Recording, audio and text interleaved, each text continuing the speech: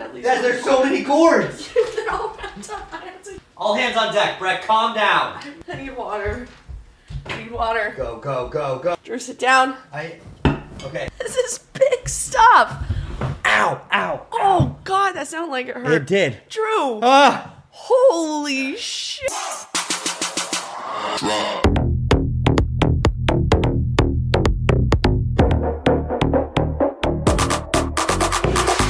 Guys, emergency podcast. Emergency pod. We are here. Thursday, January 8th, a day that will be marked in history. In infamy. Mike, did you know? What's the I just news? didn't realize until recently, like, What's the infamy is like, has a negative connotation. Oh, okay. Mike McDaniel has been fired by the Miami Dolphins. You haven't heard it anywhere except right here. We're the Sportsball. first breaking it. Mike got off the phone with Stephen Ross and immediately called me. Yes, it's big stuff. We had to hop on and get our instant reactions. Well, Yeah. almost instant. I had work this It's morning. been a minute. Yeah. We're here now. It's So as instant. This is the very first in haven't Sportsball history. of breaking news. Yeah. Well, that is like, yeah. What? What are you doing? I was trying to look up something. So it doesn't matter. I got my last little piece of notes. Okay. So, holy cow. So, Drew and I, we have not spoken about this. We've been separate places. Yep. Now we're just going to catch up all right now. And to be fair, friends have been texting us. I have Yeah. not read any of the texts either. You really? No. So, I was at work and Yeah, then I that's came fair. home. Yeah. So, I need you to catch me up on everything and let's just talk. Like, you Okay. have the notes. Let's go. So, Mike McDaniel was fired this morning. Yes. This comes after. Wait, to be fair, Oh, okay. I was the one that broke the news to you. Yeah, somehow, I don't know, man. I don't know. Somehow, because Dez is like, oh my God, emergency. But to be honest, Dez is working through a little bit of a sickness right now. So she goes, emergency. I have no voice. No. I was recording a video because I went to go to my phone because I'm on my way to work and I look down and the news pops up and I immediately start recording my video to send to Drew. And I guess you thought I was just like, oh, I don't have a voice. She was like, emergency podcast. I don't have a voice. And I was like, why would we do a podcast okay. then? But So- then I was texting some people and they were like, oh, Mike McDaniel fired. And I'm like on ESPN refreshing it and nothing's popping up. I'm Googling Mike McDaniel. Nothing's popping up. Sportsball got the first So I drop, don't, dude. and then it started happening. So yes. Yes. That was how I found out. So Big stuff. big stuff. Big So what's interesting about this, many things. One, it's Thursday morning, so it's after Black Monday. Black Monday. And 4 coaches were fired on Black Monday. 1 was fired on Tuesday, John Harbaugh. Right after we wrapped recording. Yeah, we'll get Directly into that more later. Then I was thinking, I go, okay, so I guess, you don't have to fire. There's no rule saying you have to fire someone on Monday, but usually that's when it happens. And if it doesn't happen, then you're fine. Tuesday rolls around, 1 more gets fired. I'm like, okay. Then what's interesting is I saw a blurb come up yesterday that says Tampa Bay Buccaneers will keep Todd Bowles. Mm-hmm. And so I go, okay. And then it flagged. Nothing's come out that, because usually Stephen Ross will say, the owner of the Dolphins, there would be a blurb that says McDaniel will be retained, right? And that hasn't come out either. So it was interesting. I thought there's been a lot of reports being like, we're keeping Mike. There was We've nothing talked about that. Yes, that it seems like that's the case. McDaniel had a press conference on Monday where they asked him, and he said, "I am the coach of the Miami Dolphins unless told otherwise." So there was nothing official from the team. Okay. Other than the fact that he has a contract that he signed a year or two ago that he was through at least like the 27 or 28 season. Okay. So there was some, blurbs that came in that might be happening.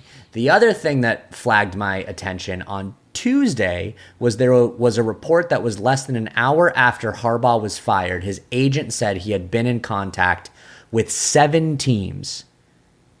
And what did Drew just say? There were 4 on Monday, 4 fired, and Yep. 2 fired in the regular season. So at that moment, there were only 6 vacancies. 7 technically with the Ravens, but why would the Ravens be Right.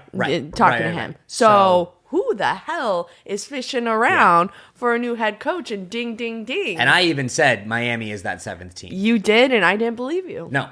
Now, if you believe the media, Never believe the media. Yes.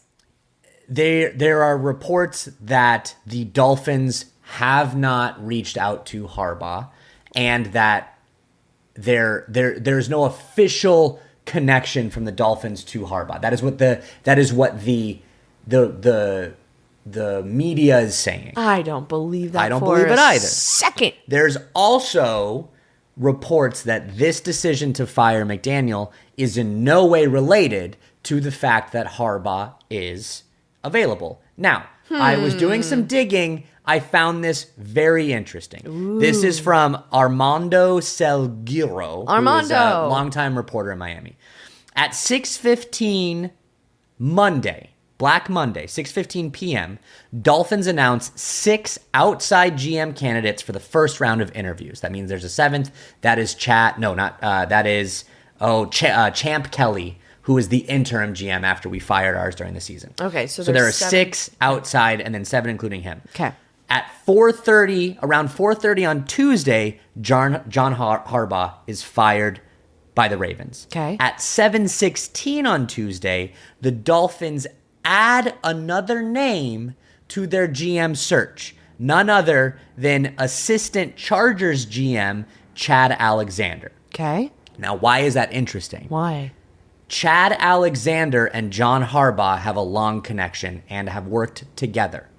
So, well, he's on his brother's team. Exactly, but they have connections to both. Oh. So, you can't tell me that there is no... The writing's on the wall. We don't have him on our radar, Chad Alexander, as a GM, until Harbaugh is fired, and then several hours later, we add Chad Alexander to that connection. So, I wasn't sure if you're done or not. Is Chad Alexander, do you know if he's interviewing anywhere else for a GM position right now? I don't. Because I'm curious if the Dolphins, if they're the only person interviewing for a GM, and this we're off the cuff right now. I have literally shooting from the hip. I'm not a single note in front of me, but I'm curious how many vacant GM positions there are. But Dolphins is definitely one. Mm-hmm. If Dolphins if there's more than just the Dolphins and no one else is interviewing Chad, then that's a huge red flag. So I do know for sure that, just off the top of my head, I know the Falcons have a GM opening. Okay. Because they fired their head coach, Raheem Morris, and Fontenot. Fontenot. Yes. Their GM. So I know, I'm sure there might be a couple others, but I know for a fact that is a GM opening. Okay. Here's the other thing. Mm-hmm. Stephen Ross, the owner of the Dolphins, has been connected to the Harbaugh name forever. Michigan, right? Michigan. Stephen Ross is a big he's a Michigan alum. He is one of, if not the largest donors to the University of Michigan. Mm. When Jim Harbaugh was leaving Michigan, we were one of the biggest suitors to get him. Whoa. And then some things happened with Brian Flores and the lawsuits, and things moved all around. And then there was some drama with him in Michigan and rules being broken and stuff. That all got messed up. Ooh, messy. And then we hired Mike McDaniel.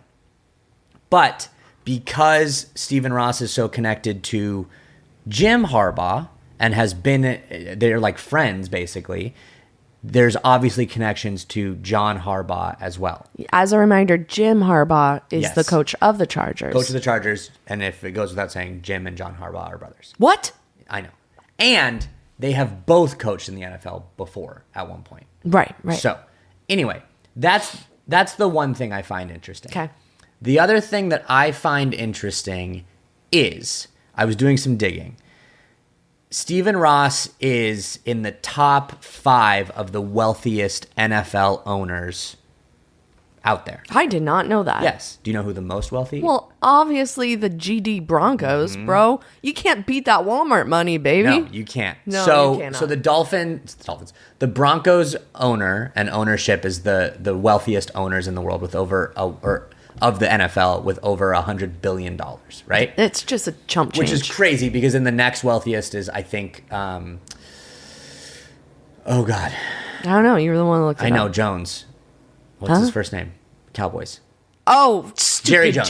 Jerry Jones. And he's at like 20 billion. No, whatever. Nothing. It's not Pennies. 100 billion. But Stephen Ross is right around there between 16 and 18 billion dollars. Okay. Stephen Ross is someone who, I'm not the first person to say this, other people have said it. He's getting older, and he's made moves that feel like he is just willing to do whatever he wants and can to win a championship before he dies. Because there is no salary cap on coaches. No, you can pay coaches whatever you want. So that's okay. So that's why. So what I'm getting at is, and Des is picking up on it, there is a world where Stephen Ross would just say, flat out, I will make you the highest paid coach in NFL history. Right now, Andy Reid holds that position at $20 million a year.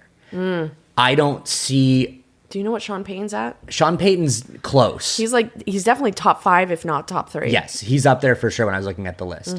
But I can see the two... So, okay, you remove that. Miami is not a welcoming destination as a head coach right now. No, and that's sort of what we briefly spoke about when it happened is, as a head coach, you want to go somewhere where you pick your own quarterback. This is like Broncos 101. Sean Payton chose the Broncos organization because they had a buttload of money, specifically $100 billion. And he said, that's nice.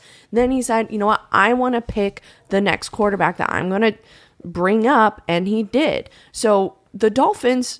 They have one of those things. They have money. But right now, the Dolphins, your quarterback answer is very unknown. You're in quarterback hell. Yeah. And, I mean, yeah, without saying. So, the Do I need to turn this off? No, I'm good. He keeps watching the TV behind me. It's the only time we've recorded and there's ESPN on right now. Drew has always been like, we can keep the TV on for breaking news when we record. And I'm always like, in what world do you think we can? In this world, we can't do it. Okay. We're talking about quarterback hell. Yeah. So, how it's not a welcoming place. Right. So the two things that I think Ross could pitch Harbaugh on, and now granted, this is a side note, especially with Miami, but I would guess Harbaugh's not interviewing for head coaching jobs. Teams are interviewing themselves for Harbaugh. Yeah. Harbaugh could have his pick. Oh, so hell yeah, we're not going to be like, what can you bring to the table? Harbaugh is going... The Dolphins will be pitching themselves to Harbaugh. And the two... We're warm. Exactly. It's warm. It's warm here. Which people joke about, but like... It's a thing, for sure. Okay, sorry. That being... Because he's coming from Baltimore, cold, rainy, whatever. That being said, the two things that I think we can offer him, one, money. I think we could make him... There's a world where Ross just says, F it, we will make you the highest paid coach. I absolutely see that happening. Yes. The other thing that we can offer him, especially if... Either A, we hire Chad Alexander, and there has been reports that the Dolphins, that we're recording this right now, nearly 2 p.m. Pacific time on Thursday. Around this, there are reports that the Dolphins will make a decision on their GM within the next 24 hours. Wild stuff. If Chad Alexander is hired as GM, then I would say that almost points that either we know and Chad knows that we can get Harbaugh, or we are saying this is our first big pull. Come here. Yeah. Now, granted, so I'm getting to the next thing that we can offer him. Okay. We can offer him control of the franchise. Either there's a world where there's someone out there, you can be the head coach and have a lot of GM say. I don't know if you can be the head coach and the GM, or you have a best friend and a business partner that is the GM. That means both of you are running this organization. So That's not only what Sean Payton exactly, did. Yeah. So not only are you going to be the coach, they're not best friends. That's true. Not only are you going to be the coach, but we're going to give you carte blanche control of this organization. Yes. Something he didn't have in Baltimore. He was close to having, but didn't have. So that's, as a coach in the NFL, those are two pretty attractive things. Mm-hmm. Money is attractive for everybody, and control is attractive for everybody. Mm-hmm. So those are the two things that I think Ross is desperate enough and crazy enough to offer Harbaugh. Past that, like I said, it's not an attractive thing. I mean, the only thing, I was looking at this too, the only kind of nice thing about it is the fact that, yes, this also means I'm going to say it, we're done with Tua. Because of the two, Tua and McDaniel had more say there, and now that McDaniel's gone, they're both gone. Yeah. So everyone said it, the number's been thrown out. If we cut Tua outright, we take a $99 million cap hit. which is a lot and almost as much as the Russell Wilson cap hit. Almost as much? I thought it was like 80. 85 million.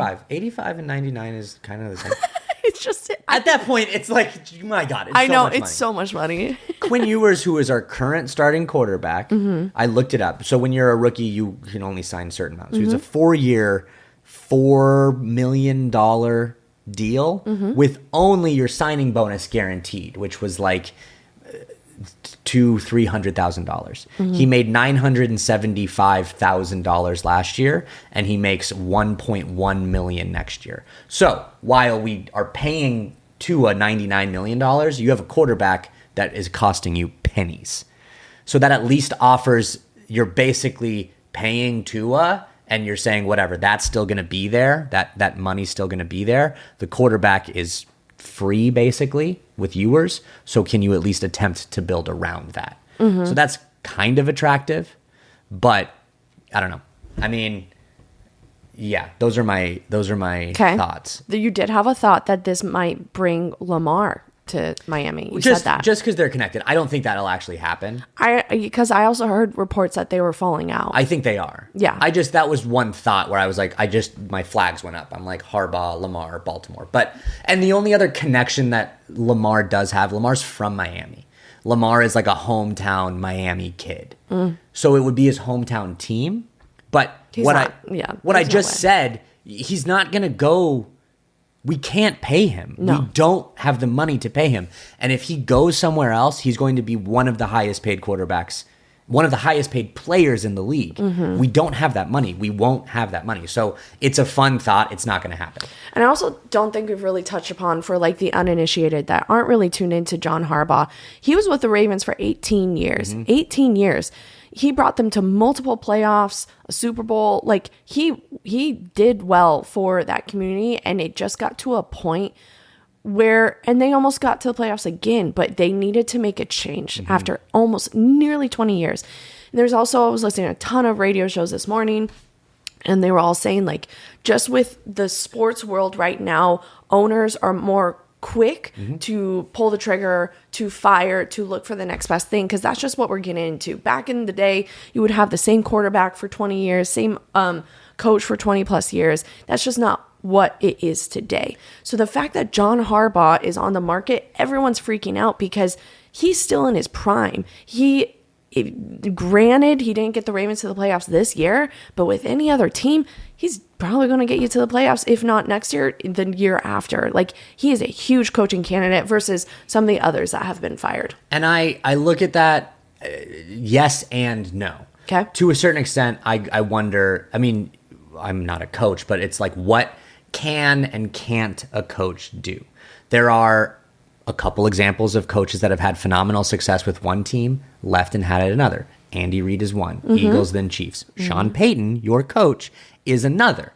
But then we look at some other examples. You look at what just happened in Oakland. You know, that is what some would say is a phenomenal coach. Now, he's a lot older. I think age has a lot. 100%. You look at someone like Belichick, one of the most phenomenal coaches to ever play the game. Was it him? Was it Brady? Age. We'll never know. Age, sure. But John Harbaugh's in his prime right now.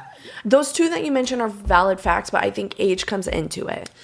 For sure. And I agree. But what I'm saying is there are also times where you just look at, you know, yes, he's a phenomenal coach. He's proven that. But what can you just come to another team and bring that exact same thing to another team? I don't know. No. But what I think, there's two other things that I think are interesting. One, off of your point where coaches are just quicker to pull the trigger.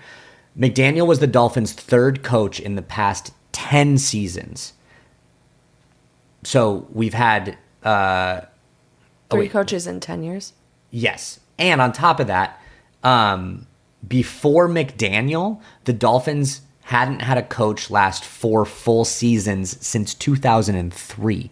4 full seasons. Yes. Okay. Since 2003. Every coach had been fired earlier than that or during their 4th season. Okay. On top of that, the Dolphins have not hired a head coach with previous head coach experience since 2008. So we've had a lot of attempts at first-year head coaches. So regardless, I think those two things say If it's not Harbaugh, we're probably going to go after, I've heard Stefanski linked to us. I like Raheem Morris a lot. I think because there's so many head coaches that have been fired, we're going to look at a head coach, not pulling up an offensive or defensive coordinator. That's my one thing. The other thing, I think after this weekend, other interesting things are going to happen. Meaning, if the Steelers lose, I think there's a big argument that could be said that Tomlin could be fired. Yep. If the Packers lose, there is conversations that LaFleur would be fired. And crazy enough, if the Bills lose, there have been conversations that McDermott would be fired.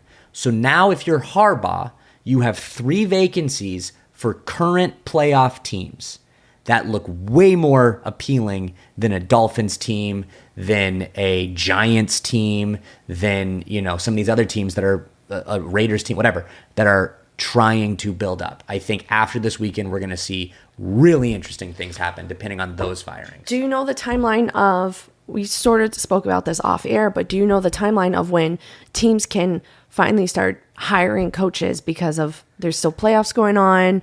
You technically can hire. If you fired a coach on Monday, you can hire a coach on Tuesday. I don't think there are any rules to that. I feel like I read that there has to be a 30-day period that they're trying to make the hiring process slower.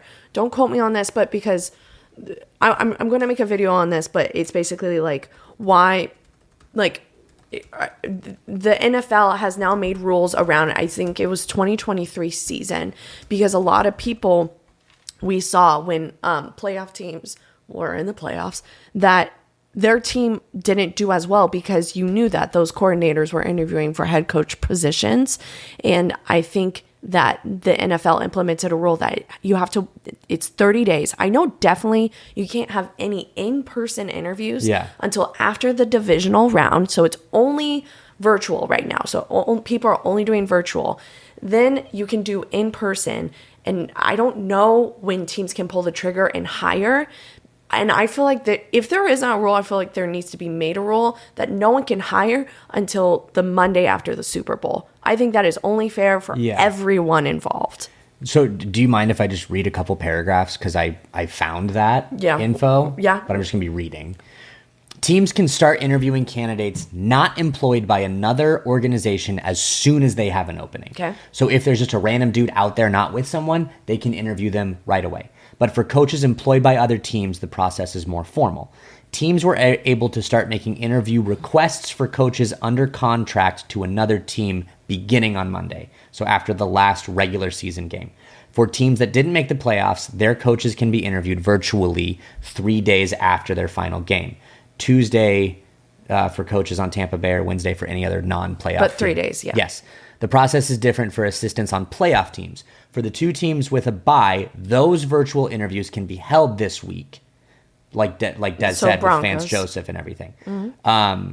For assistants coaching on Wild Card Weekend, they can have a virtual interview of up to 3 hours beginning on January 13th, except for coaches on Houston and Pittsburgh who must wait until January 14th because they play on Monday night. Because they play on Monday. So yes, Des is right. There are specific rules on that. But I'm curious That's when all you can interviews. I don't know what the the hiring is. So we need to look into that. And I think that it's so I mean that we're sort of getting off track, but the Dolphins, you guys have a lot happening in the next 24 hours. It's going to be very interesting. And one thing we haven't touched upon that I want to before we wrap this, what do you think is Mike McDaniel's future? And I'm only saying this from what I've heard from people who are smarter than me, but he will absolutely be an offensive coordinator somewhere, if not a head coach again. And if you look at it, he was dealt really unfair cards. Because also he made the playoffs his first 2 seasons. He made the playoffs his first 2 seasons. He took, and we've been kind to Tua a little bit, but if you really boil it down, he took an average quarterback at best, made him a Pro Bowler, one of the top quarterbacks in the league, had the most passing yards his 2023 season, and an offense that was stale. He had it at one point putting 70 points up on a team, being the fastest and most. He had coaches copying his offensive schemes from when it happened. The only reason it fell apart is he had a quarterback that was incredibly fragile, and then fragile with confidence and everything else, and then you get a couple hits like that, it all falls apart. If you look at it on paper, he is an incredibly intelligent, young, innovative coach that will without a doubt be an offensive coordinator somewhere, if not a head coach somewhere else. That's for sure. I've always said I think he'd make just his vibe and quirkiness, he'd make an excellent college coach somewhere, but I think he wants to stay in the NFL. Absolutely. And I think he will. Yeah. So it's crazy stuff happening. You're not only losing your general manager, you're losing your coach, and we're calling it now because it's happening. You're losing your quarterback. Yeah. Do you know what's so funny? I don't know what is happening. I think I've been digesting so much NFL content the last couple hours because of this. I've been doing my most serious sports talk. I'm like, I haven't cracked a single joke. I haven't. I'm just this is the thing, and this is the thing, and Okay, well, as we wrap, what is Drew's feeling? lay on for sports ballers. How are you feeling as a Dolphins fan? Whatever. Show me. And I say that I did have this thought when I was walking Breck this morning. Breck, our producer. Which is a dog, not a human. Yes. I can remember the time. I was in college, so this was only a couple of years ago. Just kidding, it was a long time ago. When the Dolphins signed Ndamukong Suh, which was one of the biggest defensive signings ever. And the whole NFL landscape paused, and they were like, the Dolphins make a splash. That was their favorite headline. You get it? Because they're dolphin and they splash. And I was like, this is it. We just did it. We got a phenomenal free agent. Nothing happened from that. Then, shortly after, we got someone else. We got Tyreek Hill. We drafted Tua. We got McDaniel. All these things keep happening, and nothing happens from it as far as winning. So I will believe it when I see it. We could go out, truly, this won't happen, and maybe I'm saying this more confidently because it won't happen, but I could wake up tomorrow with John Harbaugh as my head coach and Lamar Jackson as my quarterback. And I would say, okay, we'll see what happens. Because I just don't trust them anymore. Yeah. So I'm apathetic. I think it's crazy. It's news that I can consume and go, this is new, this is exciting. I'm excited to see a new head coach just because it's fun to see new things on your team.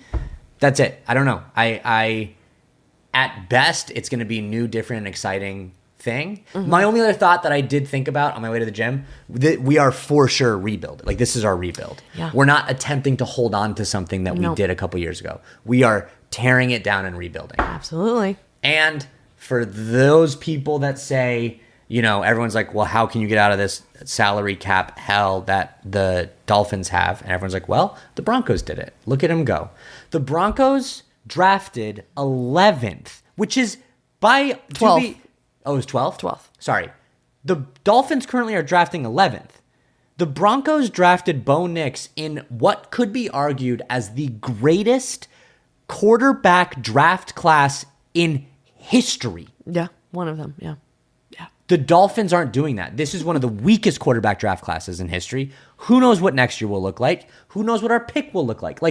So yes, the Broncos are a massive outlier. What will more than likely happen is this contract will tank our franchise for several years. So that's cool. So on that note, things are looking up over at the Dolphins, aren't they, huh? Wow. I don't really know. I'm doing visual bits, and we're only filming on one camera. Yeah, I don't really know how to brighten the mood, but lots of new news is happening over there. New news is happening. New news. So in the span of starting this podcast, Dez's team has excelled beyond expectations and is currently the number 1 seed in the AFC. And I don't have a quarterback or a head coach. Or a GM. Don't forget that. Oh, also a GM.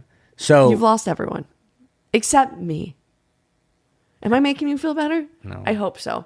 Well, how about that emergency pod, huh? Yep. We'll I don't know if we'll do another emergency pod, but stay up to date with all the NFL news on Sportsball because we'll be posting about this. I might, maybe not an emergency pod, but I can do like a story reaction depending on what the GM hire is and what the head coach hire is. And well, we're not going to hear that for a while. That's true. Yeah. But anyway, thanks for hanging out. Okay, true. We gotta go. You know what? I'm just gonna say, go Dolphins. That's it. Fins up, baby. Go Dolphins. Fins up. Oh boy, we gotta go. Bye.